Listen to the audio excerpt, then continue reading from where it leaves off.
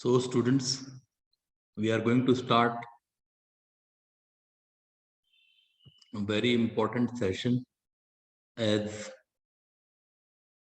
you will be having in the board examination question number 42 to 55 from part B book, and from part B book most important topic is accounting ratios, where from you will get the maximum questions. So keeping in mind your need, the assignment which has already been shared with you, I am going to give the explanation on current ratio. As you all know very well, we divide the ratios into 4 categories. Category 1 is liquidity ratios, the liquidity ratios. Category 2 is what? Solvency ratios. Category 3 is turnover, or you can say activity ratios, and category 4 is profitability ratios. So in this category, 4 categories, we are going to do liquidity ratios, and in liquidity ratios we are going to do current ratio. What are liquidity ratios? Ratios that helps to know the short-term financial soundness of the business. We all know very well. So one more question can be asked: which ratios are helpful in assessing the short-term financial soundness? So you will say liquidity ratios. This is a category, and in this category there are 2 ratios. One is the current ratio, and second is the which ratio? Liquid ratio, or you can say quick ratio. Liquid, or you can say quick ratio, or you can say asset test ratio. Right, students? This is how we can go ahead. Current ratio, if we talk about the formula goes current assets upon current liabilities, and the ideal ratio is 2:1. Current assets. Let's understand the concept of current assets very carefully, because you will be getting the question based on current ratio, highly expected. तो current ratio में सबसे पहले current assets में आता है हमारा current investments, और current investment में short term investments and marketable securities. Inventories में inventory refers to what? The stock, और स्टॉक में हमारा रॉ मटेरियल का stock, work in progress and finish goods, सारे स्टॉक्स आते हैं. Excluding what? लूज टूल्स हम नहीं लेते करंट रेशियो की कैलकुलेशन में, दो ये करंट एसेट होता है बट इसको करंट रेशियो में नहीं लिया जाता. और स्टोर्स एंड स्पेयर्स को नहीं लिया जाता. अगर इन्वेंट्री दे रखी है और साथ में लूज टूल्स और स्टोर्स एंड स्पेयर दे रखा है तो we ignore them. Trade receivables, you know very well, debtors and bills receivable, but हमने इसको अलग से इंडिकेट किया है. अगर डाउटफुल डेट क्वेश्चन में है तो ट्रेड रिसीवेबल्स यानी कि डेटर्स और बीआर में से क्या हो जाएगा? ये माइनस. तभी हम डेटर्स और बीआर को लेते हैं after subtracting doubtful debts provision. Cash and cash equivalents में कैश, बैंक, चेक और drafts in hand, these are the cash equivalents. तो कभी कभी हमको सेपरेट आइटम्स दे रखे होंगे, कभी हमको ये हेड्स दे रखे होंगे, तो we have to be fully prepared for both the things. These are the sub heads of current assets. Okay, तो कभी हमें सब हेड्स भी दे सकता है और कभी हमें उन सब हेड के आइटम्स भी दे सकता है फॉर कैलकुलेटिंग करंट रेशियो और current assets. Short term loans and advances students, कोई भी short term loan which is given to the third party. Short term loans and advance में बड़ा कंफ्यूजन हो सकता है. Short term loans and advances में बड़ा कंफ्यूजन हो सकता है, क्योंकि शॉर्ट टर्म लोन्स को देखते ही बच्चा सोचता है करंट लायबिलिटी है, जबकि ये करंट एसेट है. क्यों? Because this is the short term loan advance, किसी को हमने दिया है. Other current assets, two very important items, prepaid expenses and accrued income. Income which is earned but not received is called accrued income. Accrued interest on investment, accrued commission, accrued rent, whatever. तो जो income हमने earn कर ली but receive नहीं हुई, that is accrued income. तो ये भी हमारे करंट एसेट्स में आता है. तो these are the 5 major items, 6 rather. One is current investment, second is inventory, third is trade receivables, items सब आप देख रहे हो. Fourth is cash and cash equivalent, fifth is short term loans in advance, and sixth is other current assets. Do remember.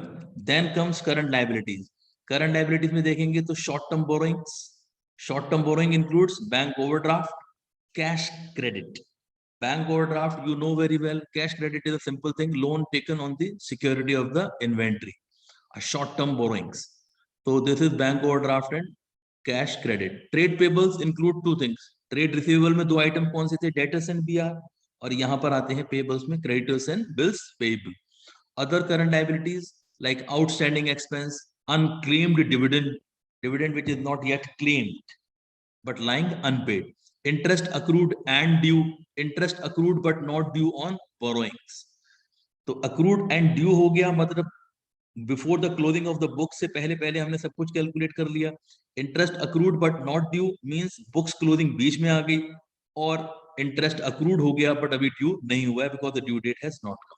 Current maturities of long term debts, ये बड़ा ही important point है students. कोई भी बैंक लोन आप जानते हो कि ये सब लॉन्ग टर्म बोरोइंग्स होती हैं. Bank loan, debentures, these are long term borrowings. But if these are to be due and to be repaid within the operating cycle, अगर ऑपरेटिंग साइकिल के अंदर अब इनका पेमेंट रह गया यानी कि this is the last year of redemption, तो बैंक लोन, डिबेंचर्स जैसे बड़े बड़े आइटम जो कि लॉन्ग टर्म बोरोइंग्स होती हैं, ये सब क्या बन जाती हैं? हमारी करंट लाइबिलिटीज. तो these are categorized as what liabilities? Other current liabilities. Though the point is that bank loan and debentures are long term borrowings when taken by the company, but जब हमको रीपे करते हैं last year आ जाता है, in that year it becomes a current liability.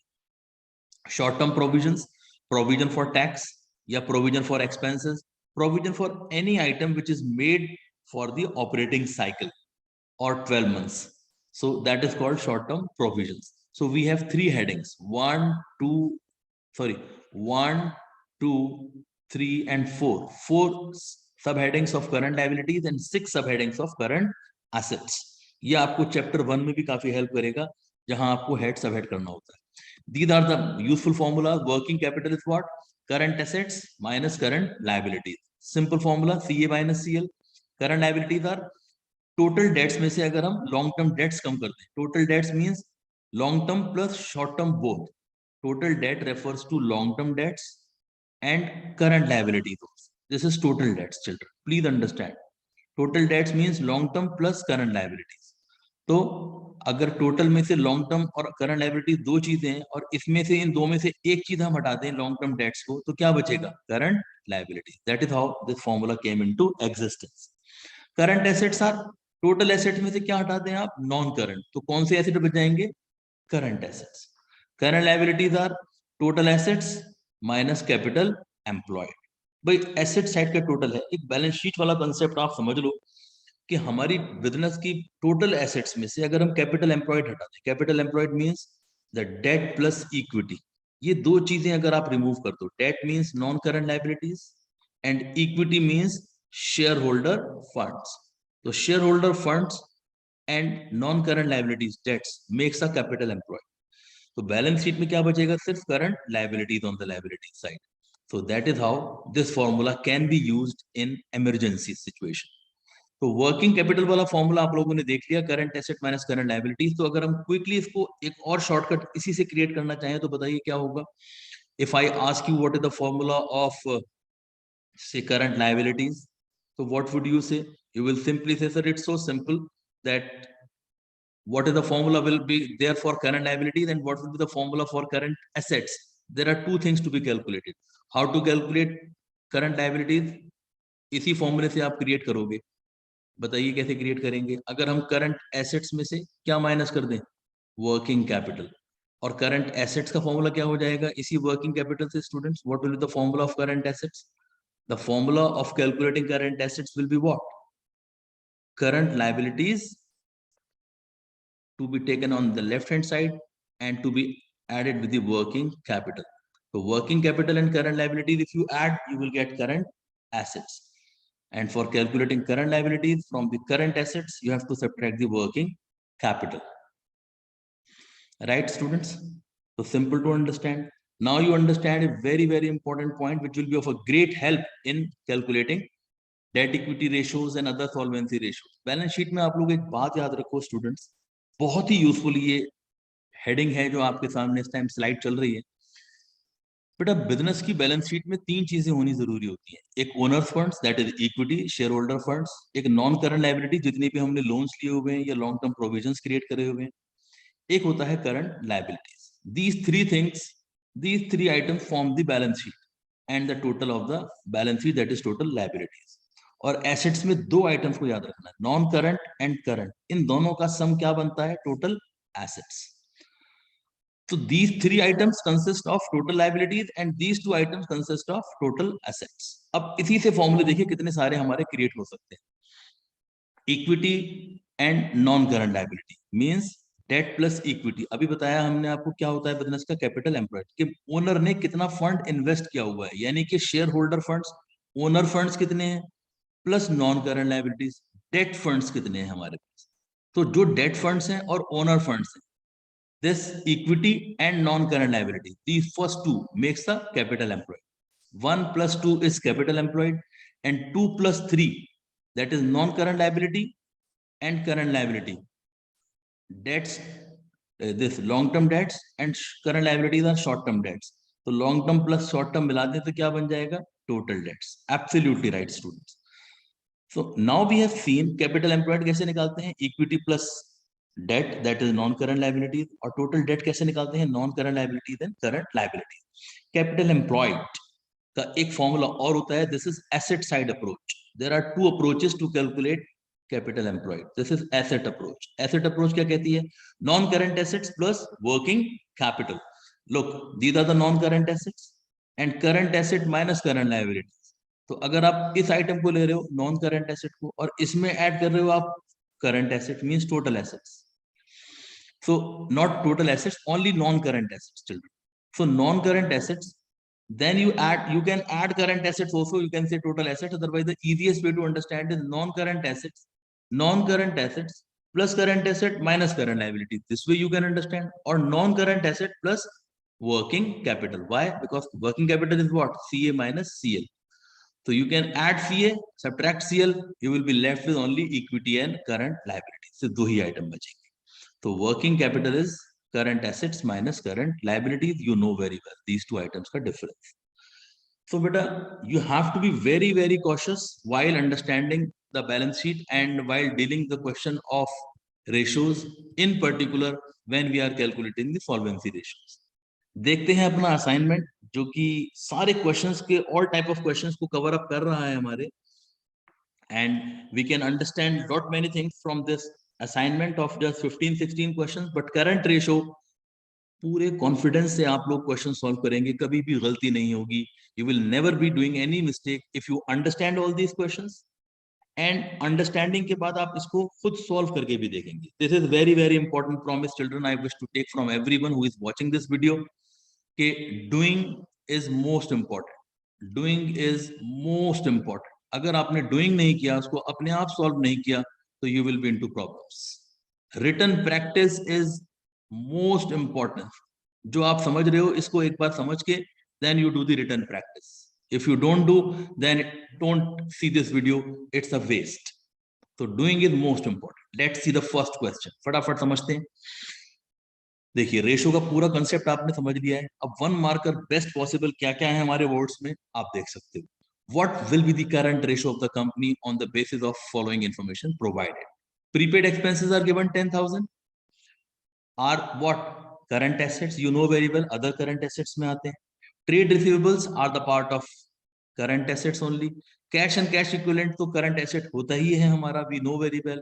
Accrued interest हमने बताया था कि अदर करंट एसेट का आइटम है ये. अदर करंट एसेट में दो चीजें आती हैं, एक प्रीपेड और एक अक्रूड इनकम. तो दोनों के दोनों हमारे ये क्या है, करंट एसेट, प्रीपेड भी और अक्रूड इंटरेस्ट भी. मार्केटेबल सिक्योरिटीज करंट इन्वेस्टमेंट में आता है, तो ये भी current asset. Computer we will not take children, why, because it's a non current asset, it is not for sale. photocopy machine, we use it in the office, so it's a non current asset to be ignored. Bills payable 30,000. देखिए दो item ignore करने के लिए दिए गए, सिर्फ confuse कर रहा है वो आपको देकर, otherwise it is of no use. Bills payable is a part of trade payable, it's a CL, current liability. Provision for tax, yes, it's a short term provision, it's a current liability. Inventories, you all know very well, it's a current asset. Expenses payable, it's a current liability because we need to pay it in future. Other current liability का item होता है वैसे भी, अगर particular head की बात की जाए. Bank overdraft is a part of short term borrowings, with in operating cycle आपको पे करना होता है, तो it's a current liability. Now you can easily find out which is the correct answer. 3 1, 1:1, 2:1 और 1.5:1.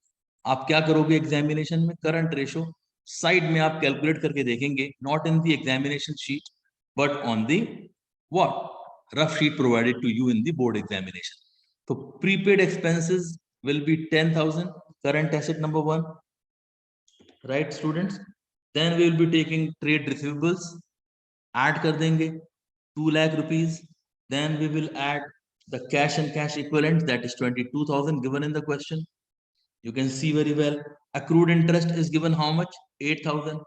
We will take 8,000 current accrued interest, and then we will take marketable securities 20,000. And one more thing is left. Last में देखिए current liability के बीच में छिपा कर दे रखा है inventories, that is 40,000. Right? This is current assets. अब करंट एसेट के बाद आप करंट लाइबिलिटी निकालो. करंट लाइबिलिटी में कौन कौन से आइटम दिए हैं? Bills payable, that is 30,000. Here it is bills payable, look, and plus what? 80,000 tax provision, and last but not the least that is expenses payable and bank OD, 30 प्लस 10,000. फटाफट आप calculate कर लेंगे. टोटल इसका total आएगा sir 3 lakh, and इसका total आ रहा है आपका 30 plus 80, 110, 140 and 150. So 3 lakhs upon 150 is the current ratio. So 3 lakhs divided by 150. फटाफट आपने सॉल्व करके देखा, 2:1 is the correct answer. You will immediately put up tick, or you can say you will circle the C answer like this. You will be circling the encircling the C option if A, B, C and D are given, and in the box provided to you on the CBSE OMR sheet, there also you have to write C is the correct option. Okay, you know the technique very well. You have been explained all these things. What will be the current ratio of a company on the basis of following information provided? Total assets, tangible fixed assets are given, shareholder funds are given, non-current liabilities are given, and non-current investment. देखिए यहाँ पर थोड़ा सा उसने आपको balance sheet का use करवाना चाहता है आपसे. If you have understood the balance sheet, then only you can solve this question. तो सबसे पहले इसमें हमें इसने ना तो करंट एसेट दिया है ना करंट लाइबिलिटीज दिया है, और करंट रेशो का हमसे आंसर पूछ रहा है कि CA/CL कितना आएगा. कोई इंफॉर्मेशन हमें क्वेश्चन में कहीं से कहीं तक किसी चीज के बारे में नहीं गिवन है. तो how to get the correct answer students? You have to think very very careful. सबसे पहले टोटल एसेट्स, टेंजिबल एसेट्स, ये सब दे रखा है आपको, और non current share holder fund दे रखा है, non current liabilities and non current investments दे रखा है. तो सबसे पहले हम ये जानेंगे कि टोटल एसेट्स में से अगर हम कौन से एसेट निकाल दें. If we subtract total assets में से what? Fixed assets, then we will get current assets. तो जो फॉर्मूला हमने आपको ऊपर दिखाया था बेटा अभी, उसी फॉर्मूले को आप अप्लाई करो. यहाँ देखिए, ये है फॉर्मूला. वो टोटल एसेट्स में से अगर हम कौन से एसेट हटा दें? Non current assets, right? Then you can easily get the answer of current assets. So let us first calculate. First of all, we will apply the formula. We should know the formula. Immediate effect, we will apply the formula. Total assets minus non-current assets. So total assets are given how much? It's given 3 lakhs, जिसमें सारे assets शामिल हैं.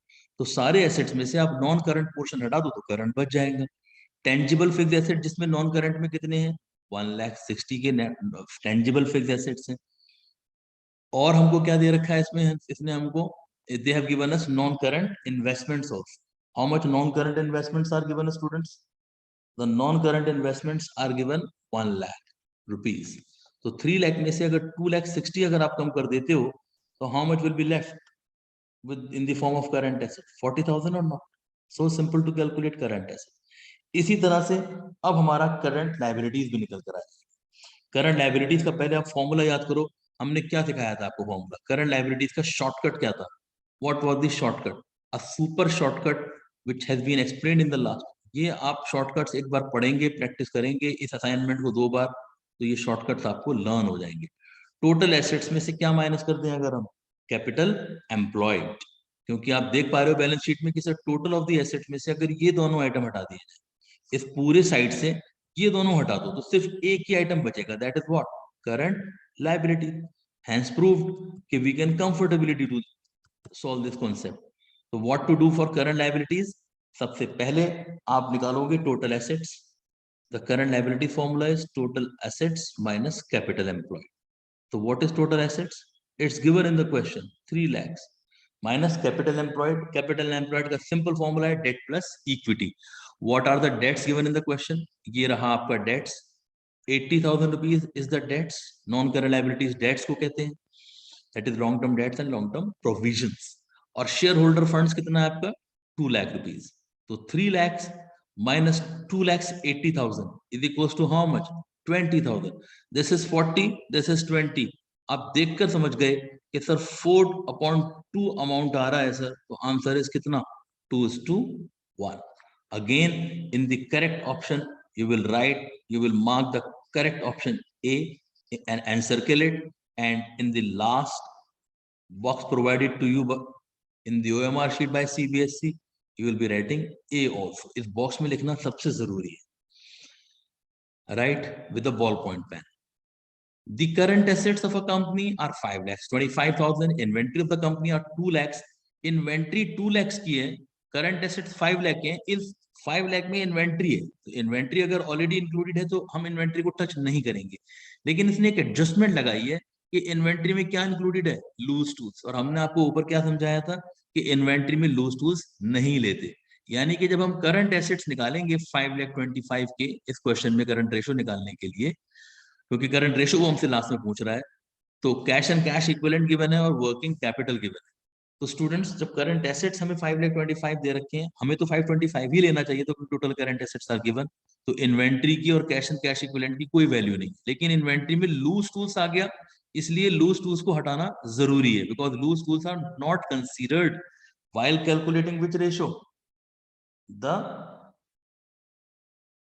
Ratio of current ratio, right? So 5,25,000 minus how much, 75,000, how much is going to give, 4,50,000 current asset आ गया। Current liability के लिए इन्होंने working capital दिया है, वर्किंग कैपिटल, या फिर आप डायरेक्ट करंट लायबिलिटी निकालो फॉर्मूला लिख के। क्या फॉर्मूला बताया था हमने करंट लायबिलिटी का, कि करंट एसेट्स जो आपको दे रखे हैं 5,25,000, उसमें से आप क्या माइनस कर दें, working capital, so you will get the current liabilities. That is coming how much, that is coming how much, 3 lakhs. So we will be getting 3 lakh rupees as the current liability. अब आपके पास current assets 4,50,000 है, current liabilities 3 lakhs है. What is the answer, 1.5:1. So we will be putting C is the correct answer. अब box filling का concept हमने आपको समझा दिया है, that you have to manage on your own. Fourth question, working capital is given, total debts are given, non-current liabilities are given, current ratio निकालना है। Easy question है, I hope you can do it yourself, क्योंकि current liabilities कैसे निकालेंगे, total debts that is 45 lakhs minus 40 lakhs, क्योंकि total में से अगर हम non-current liabilities minus कर दें तो we are left with what, the current liabilities. And how to calculate current assets, simple, current liabilities और वर्किंग कैपिटल को प्लस कर दें तो you will get current assets, because working capital is CA minus CL, तो CA is equals to CL plus working capital. This is 5 lakhs, working capital is given how much children, 10 lakhs, तो 10 plus 5 is 15 lakhs. तो current ratio will be how much, current assets are 15, current liabilities are 5, we have already calculated, answer is coming 3:1. तो सी का circle करेंगे और सी को box में भी लिखेंगे आप in the OMR sheet. Working capital, next question, 60,000, current ratio 2.5. now you have to calculate two things, current assets and current liabilities will be how much. 4 options are given to us, right? and now we have to calculate the correct answer. अब हमें ज्यादा help के लिए कुछ नहीं लिखा है बेटा, करंट रेशो दिया है ना आपको, तो करंट रेशो का फॉर्मूला क्या होता है, CA/CL. Here we will get the answer. Current ratio is 2.5 upon 1. Current ratio की जगह हमने 2.5 रखा, equals to की जगह equals to रखा, CA को CA लिखा और current liabilities को CL लिखा. तो बेटा CA कितना आ जाएगा? 1 multiplied by CA is CA and 2.5 multiplied by CL is 2.5 CL. तो अब हमें करंट एसेट्स मिल गया इक्वेशन के फॉर्म में कि sir current assets are 2.5 times of current liabilities. दूसरी चीज हेल्प के लिए क्या दी है आपको? Working capital. What is the formula of working capital? CA minus current liabilities. Working capital is 60,000. Current assets अभी आपने कैलकुलेट करा है, कितना CL निकल के आया है आपके पास? 2.5 CL माइनस CL, तो CL ही रहेगा. Current liabilities, current liabilities. I hope now you can solve. 2.5 CL minus CL is equals to how much CL? You will say 1.5 क्योंकि CL carries one value. So CL will be 60,000 upon 1.5, that is 40,000. तो current liabilities we got 40,000 और current asset कितना हो जाएगा? आपने अभी calculate करा है. आप कहेंगे कि sir simply in this equation we will multiply, क्योंकि करंट एसेट्स 2.5 टाइम्स है 40,000. तो दिस इज 40,000 CL and 2.5, तो 2.5 ही रहेगा. तो 2.5 multiplied by CL, that is 40,000. What is the amount? 1 lakh. तो जो ऑप्शन में भी 1 lakh and 40,000 है, that is the correct option. Which is the correct answer, students? A. Absolutely right. तो A, B, C, D में we will encircle A and in the box we will write A is the correct answer. Right? तो बड़े आराम से कर पाओगे आप लोग इस करंट रेशियो के कॉन्सेप्ट्स को. Now you can start practicing. साथ के साथ भी करो प्रैक्टिस, दो बार करो, so that you can gain confidence. Next question. A company has current assets 6 lakhs, current liabilities 4 lakhs. दोनों चीजें दे रखी हैं आपको. करंट एसेट्स भी given, current liabilities. The company is interested to maintain the ratio to 2:1. बोलता है इस 6 lakh से 4 lakh. प्रेजेंट रेशियो कितना है स्टूडेंट्स? प्रेजेंट रेशियो ये है कि 6 लाख से 4 लाख चल रहा है अभी हमारा current asset current liability both are given. तो समवेयर अराउंड 1.5 पर हमारी रेशियो है. फॉर्म चाहती है इसको 2:1 बना दे. How much current liabilities should be paid? क्योंकि करंट लायबिलिटीज जब पेड होंगी तो रेशियो को फॉर्म चाहती है 2:1 पे मेंटेन करना, यानी कि इंक्रीज करना चाहती है. तो 1.5 एट प्रेजेंट है बेटा.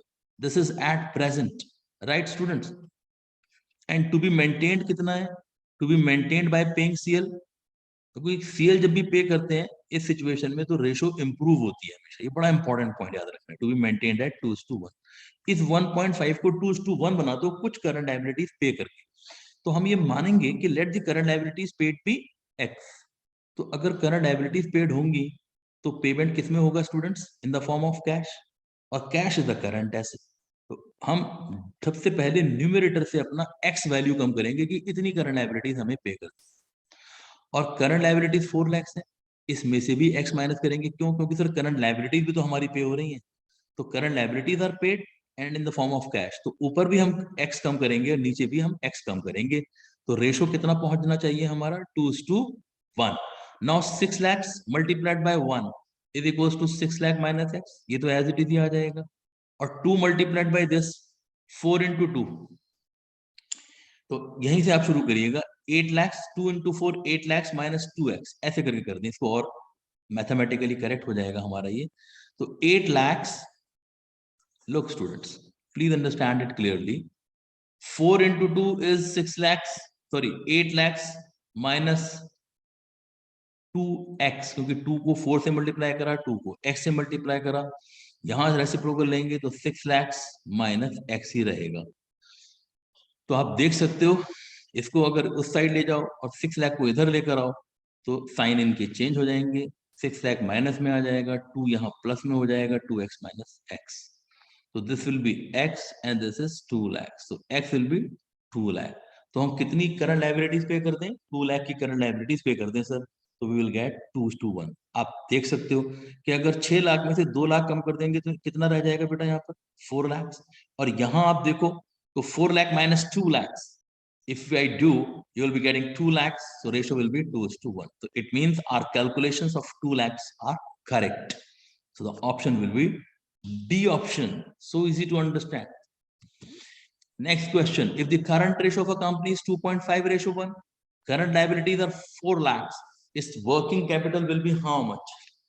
तो इट्स अ सिंपल क्वेश्चन, ये तो आप सब लोग कर सकते हो कि करंट रेशो दे ही रखी है आपको, करंट एसेट्स नहीं मालूम, करंट लायबिलिटीज भी दे रखी हैं, तो करंट एसेट बड़े ही आराम से निकल जाएंगी आपकी। 4 into 2.5 that will be 10 lakhs, 4 lakh into 2.5, ठीक है, ये खुद कर लेना अपने आप। अब क्या निकालना है आपको, वर्किंग कैपिटल है, तो बहुत ही ज्यादा आसान क्वेश्चन है। वर्किंग कैपिटल किसे कहते हैं, सी ए माइनस सी एल, तो C A is 10 lakh, this is 4 lakh, answer will be 6 lakh. तो कंफर्म होकर हम लिख देंगे कि A is the correct option of this question, the correct answer. The current ratio of a company is 2:1। देखिए फॉर्मेट चेंज हो रहा है क्वेश्चंस का। Purchase of inventory will blank dash the ratio, increase, decrease, no change और none of these. So in this question जब भी increase decrease वाला comment based question आए तो current assets upon current liabilities है, 2:1 है, तो इस वैल्यू को आप थोड़ा सा बड़ा करके उसको अज्यूम कर लीजिए 20,000 एंड 10,000, क्योंकि result will remain the same. तो 20,000 अपॉन 10,000 आपने माना। इन्वेंट्री किसे कहते हैं, इन्वेंट्री कहते हैं स्टॉक को। जब आप स्टॉक परचेज करोगे तो क्या आएगा आपके पास, इन्वेंट्री आएगी। सपोज करिएगा आपने 5,000 की इन्वेंट्री परचेज की, 1,000, 2,000, 5,000 जो आपका दिल करे वो मान सकते हो। तो अब इन्वेंट्री आपकी प्लस हो गई। जब इन्वेंट्री परचेज करोगे तो what will you pay for the inventory, to buy the inventory, क्या पे करते हैं हम, कैश। तो कैश कम हो जाएगा, because cash is the current asset, एक करंट एसेट कम हो जाएगी। Inventory is also a current asset, एक इन्वेंट्री बढ़ जाएगी, तो उतने से बढ़ेगी उतने से ही कम हो जाएगी। There will be what, no change, क्योंकि इस ट्रांजैक्शन के होने से इन्वेंट्री इंक्रीज हो रही है, कैश डिक्रीज हो रहा है, तो सर नलिफाई हो रहा है इफेक्ट, देयरफॉर नो चेंज। अब आपके माइंड में एक क्वेश्चन होगा कि सर अगर ये इन्वेंट्री हम क्रेडिट पे परचेज करते हैं, अगर ये इन्वेंट्री क्रेडिट पे परचेज होती, inventory on credit, inventory on credit purchases. So in this situation children what we would have done is, अगर रेशो हमारा 20/10 होता, वही 2:1 आइडियल रेशो, तो हम अपना इन्वेंट्री प्लस करते 5,000 से, क्योंकि इन्वेंट्री इंक्रीज होती, लेकिन कैश कम नहीं होता, क्योंकि सर क्रेडिट परचेज के केस में तो क्या बढ़ जाता है हमारा, क्रेडिटर्स, तो नीचे फिर हमारा इंक्रीज आता है, द डिनोमिनेटर करंट लायबिलिटीज 5,000 से इंक्रीज हो जाती है। तो रिजल्ट हमारा आता 25,000 upon 15,000 and the answer would have been 1.66 something. Okay, so ratio क्या होनी चाहिए थी इसमें, डिक्रीज। लेकिन यहां पर तो हमारा क्वेश्चन में तो हमसे इन्वेंट्री का कैश परचेज पूछ रहा है, क्योंकि जब कुछ ना दिया हो तो कैश में मानते हैं, तो sir there will be no change. तो आपने दोनों पॉइंट्स कवर कर लिए, 2 in 1 क्वेश्चंस कवर कर लिए आप। 9th क्वेश्चन आप देखो, current ratio of a company is 2:1, bills receivable endorse to a creditor will increase, decrease और नॉट चेंज और none of the ratio. Bills receivable का कॉन्सेप्ट ध्यान से समझो आप। करंट रेशो आपको दे रखा है 2:1 मींस 20,000 अपॉन 10,000। बेटा बिल एंडोर्स करने का मीनिंग क्या होता है, what is the meaning of the word bill endorsed. Bills receivable endorse means in a way payment made to creditor through bill. Bill endorse to creditor जब भी आप देखोगे तो आपको एक बिल्स रिसीवेबल का पेमेंट किसी पर्सन से मिलना था, उस बीआर को आपने ट्रांसफर कर दिया, मतलब एंडोर्स कर दिया किसी और को पेमेंट करने के लिए। Bill transfer to creditors, endorse means transfer to creditor.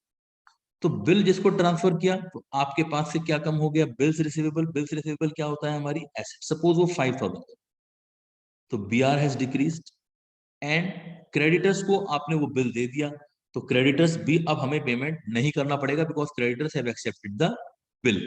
तो क्रेडिटर्स भी हमारे क्या हो जाएंगे, डिक्रीज। हम पेमेंट बिल के थ्रू कर रहे हैं क्रेडिटर को इन अ वे, तो हमारा न्यूमिनेटर में ट्रेड रिसीवेबल्स यानी कि बिल्स रिसीवेबल डिक्रीज हो जाएगा। अब पेमेंट हम बिल से कर रहे हैं क्रेडिटर्स को, तो क्रेडिटर्स भी हमारे कम हो जाएंगे, because it's a sort of a payment.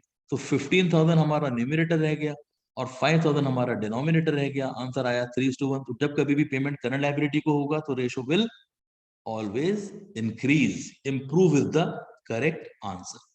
10th question को अगर आप देखो तो वो भी इसी पर बेस्ड है। The current ratio of a company is 2:1। ये एंडोर्स, डिसऑनर्ड, ये सब चीजें बड़ा ट्रबल करेंगी अगर क्वेश्चन पेपर में आ जाती है। That is why I have deliberately kept these points so that you should feel confident. Easy points तो हर बच्चा कर लेता है, लेकिन these endorsement points and other points are little tough to handle. So bills receivable endorse to creditor dishonoured, इस बार dishonour करने को कह रहे हैं। तो लास्ट पॉइंट तो आपके सामने है ही, वो आपने समझा हुआ है कि जब हम बिल को एंडोर्स करते हैं तो हमारा बिल कम हो जाता है और उधर से हमारे क्रेडिटर्स कम हो जाते हैं, राइट। तो क्वेश्चन नंबर 10 में करंट रेशो को हम वही मान के चले 20,000 अपॉन 10,000 स्टूडेंट्स, और बिल्स रिसीवेबल जो आपने एंडोर्स किया था वो अब कैंसिल हो गया, डिसऑनर हो गया। डिसऑनर होने के केस में जिससे हमें बिल का पेमेंट मिलना था उसी पर्सन को हम दोबारा पकड़ेंगे और बोलेंगे सर आप हमारे दोबारा से डेटर, क्योंकि आपका बिल जिससे कि हमने पैसे लेने थे बिल्स रिसीवेबल के अगेंस्ट, वो हमने बिल किसी को एंडोर्स कर दिया था, ट्रांसफर कर दिया था, वो बिल का पेमेंट पहुंचा नहीं हमारे क्रेडिटर के पास, तो वापस हम उससे पैसा मांगेंगे, तो debtors will increase. That is the reason we are adding, क्योंकि हम डेटर से दोबारा पैसा मांगेंगे, उसका बिल कैंसिल हो गया है जो हमने क्रेडिटर को दे दिया था। और क्रेडिटर जिसको पेमेंट हुआ ही नहीं हमारा बिल का, वो वापस हमारा क्या बन जाएगा, क्रेडिटर, ऑब्वियसली, क्योंकि यहाँ तो हमने क्रेडिटर को माइनस कर दिया था ये मान करके भाई पेमेंट तो हो जाएगा फाइनली इसको, that is why we have decreased our creditors, but here we are going to increase our creditor because the payment has not been made. तो 25 अपॉन 15 हो जाएगा आंसर। तो आंसर विल बी अनडाउटेडली 1 से नीचे आ रहा है हमारा 1.6 something, the answer will B decreased, right students. This is how we are going to understand we are going to finish the 10th question. 11 देख सकते हैं अब आप, the current ratio of a company is 2:1. Sale of fixed assets at loss. Loss देखते ही बच्चा डर जाएगा, बोलेगा सर लॉस मतलब डिक्रीज ही होना है ratio, will dash the current ratio. तो करंट रेशो क्या होता है, current assets upon current liabilities, 20,000 upon 10,000 हमने वही रेशो माना हुआ है। अब फिक्स एसेट का सेल हो रहा है तो फिक्स एसेट तो इस रेशो में आते नहीं है, तो माइनस कुछ नहीं होगा, क्या हो जाएगा, प्लस। अगर हमने मशीन थी, सपोज करिएगा 20,000 की मशीन थी जिसको आपने सिर्फ 5,000 में ही सेल करा, कॉस्ट थी 20,000 और सेल करा आपने उसको 5 में, तो हमको लॉस हुआ 15,000 का, तो लॉस तो करंट रेशो में कहीं आधा नहीं है। तो दैट इज वाई स्टूडेंट्स 20 की चीज अगर आप 5,000 में सेल कर रहे हो तो 5,000 तो यू आर रिसीविंग, कैश तो आपके पास आ ही रहा है। तो कैश अगर आपके पास आ रहा है, जा कुछ भी नहीं रहा, क्योंकि जो चीज जा रही है वो इस रेशो में आती नहीं है। तो 25 upon 10 the answer will B 2.5। तो 2 से हमारा रेशो बढ़ के पहुंच गया 2.5 पर, आंसर आएगा इंक्रीज। तो लॉस देखकर डरना नहीं है आपको। Next question, assertion reason based question. If current ratio is 2:1, sale of goods 25,000 के गुड्स आपने सेल कर दिए, 20,000 उनकी कॉस्ट प्राइस थी, 20 की चीज 25 में सेल कर रहे हो स्टूडेंट्स आप लोग, करंट रेशो ऑब्वियसली हमारी इंक्रीज होनी चाहिए, क्योंकि गुड्स हमारे बढ़ जाएंगे 25,000 से, कैश बढ़ जाएगा हमारे पास 25,000 से, और इन्वेंट्री हमारी कम हो जाएगी कितने रुपीज से, 20,000 से। तो दोनों इफेक्ट किस पर पड़ रहे हैं, करंट एसेट्स पर, क्योंकि कैश भी करंट एसेट है। तो current assets are increasing by 25 and decreasing by 20, तो अल्टीमेटली नेट इफेक्ट कितना है, 5 से इंक्रीज ही हो रहे हैं। तो बोलता है विल रिड्यूस द रेशो, तो असर्शन तो हमारा फॉल्स हो ही गया, बिकॉज इट्स इम्पॉसिबल कि प्रॉफिट पर गुड्स सेल हो और हमारा रेशो रिड्यूस हो जाए। सेल ऑफ गुड्स, अब इसका रीजन क्या देता है कि रिड्यूस क्यों होगा, sale of goods will increase the debtors, debtors तो हमारे बढ़ेंगे, this is correct, because credit पर हमारा सेल हुआ है तो कौन अराइज हो जाएंगे, डेटर्स, क्रेडिट पर सेल है तो यहाँ पर हम कैश ना मान के इसको हम डेटर मानेंगे, right, please check it carefully. तो कैश नहीं था यहाँ पर, डेटर था बच्चों, क्योंकि क्रेडिट वर्ड दे रखा है, और अगर कुछ ना दे रखा हो तो कैश मानते हैं, मगर अल्टीमेटली इंक्रीज तो हो गई हमारा करंट एसेट्स, 25,000 के डेटर बढ़ेंगे एंड करंट एसेट्स यानी कि गुड्स इन्वेंट्री हमारी रिड्यूस हो जाएगी 20,000 से, hence the ratio will improve, जो हमने कहा था। तो यस दिस इज ट्रू। तो first statement is false, second is true. तो कहां पर है हमारा, A is false and B is true, R is true, that is the D option. तो आप ए बी सी डी में से you will be choosing D as a correct option, इसको सर्कल करेंगे और बॉक्स में भी डी लिखेंगे, then you will get the full marks. Box में लिखना इज मोस्ट इंपॉर्टेंट। नेक्स्ट देख सकते हो आप 13th क्वेश्चन भी students, if the current ratio is 2:1, issue of 20,000 equity shares at 10 each to the vendor of machine 55,000 will not change the ratio.